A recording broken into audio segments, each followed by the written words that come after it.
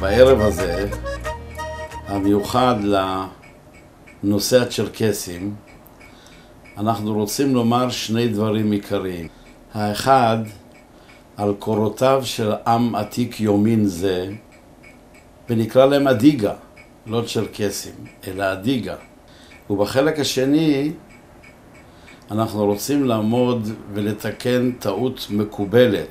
כאילו הצ'רקסים בארץ ישראל ובמזרח התיכון הגיעו הנה באמצע המאה ה-19, 1860, 64, 68, והקימו את הכפרים בארץ ישראל, ולא היא.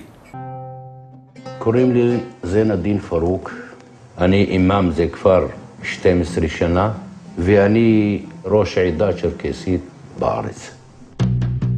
בארץ ישראל חיים בערך 4,500 צ'רקסים.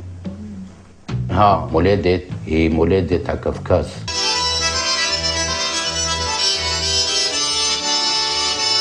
צ'רקסי כשהוא רוקד הוא אריה בארץ, באדמה, המלך. במדינות ערב הצ'רקסים לא חופשיים לנפנף עם הדגל הצ'רקסי כמו שאנחנו נושאים את הדגל שלנו בארץ.